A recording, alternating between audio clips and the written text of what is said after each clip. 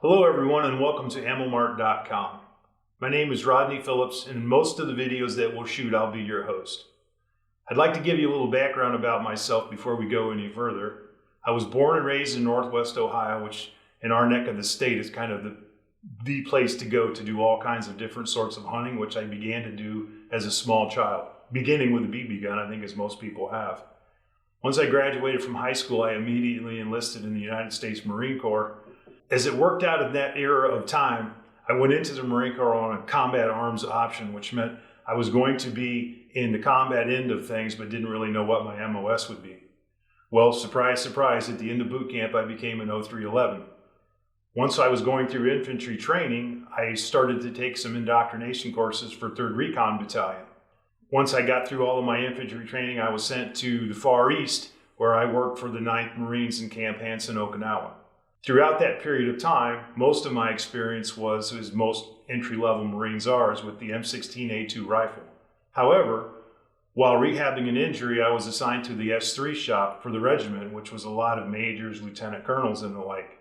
And there was an amazing Marine at that time whose name was Gunner Waller. He used to teach combat handgun classes with the Beretta 92 for the rest of the officer corps, and I would be able to drive the vehicle and kind of observe. That moment on changed everything for me about the way I looked at handguns. And that's where my interest in all of this started. So if you're out there somewhere, Gunner Waller, props to you, I'm still doing it. After I was discharged from the Marine Corps, I immediately started working for the Findlay Fire Department. I worked there for about 27 years and I eventually obtained the rank of fire captain. The cool thing about working for fire departments, besides the obvious, is those guys give you 250 days a year off to do other stuff you want to do, which for me was I ran around and shot stuff, all kinds of stuff. I developed a really big interest in varminting and, of course, handguns. Along the way, I've taken a ton of classes related to all different types of topics with precision marksmanship, that sort of thing, IDPA sorts of competitions and the like. But where I really started to pay attention was when I got into sales, gun sales with the Buffalo Trading Company.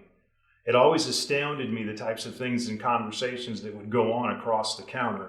And I was just astounded by some people's knowledge, absolutely is far superior to mine. And then there's some who believe it is, but it really isn't. And then you have everybody in between. So along the way, I decided that one of the best things I did, and I picked this up when I was on the fire department, was kind of instruction. I used to run the technical rescue team, which was a lot of high angle, high altitude, and swift water type of training. And I learned to be a pretty good instructor, at least I hope I was. And I've kind of translated all of that background into firearms and teaching people, first of all, safety, near and dear to all of our hearts, as well as proficiency. Because of my association with Buffalo Trading Company, I had the opportunity to become the operations manager at AmmoMart. Sort of everything that's happened to me up until now has kind of prepared me for where we're at. So as we go through this video, the way I like to approach things is I don't profess to know everything. In fact, I really am kind of a middle of the road guy as far as gunsmithing goes and the science of how guns work. But what I am is a very, very interested learner. I try to gather all the information I can, do a ton of research, and present people with practical information I hope they'll be able to use going forward in their shooting career.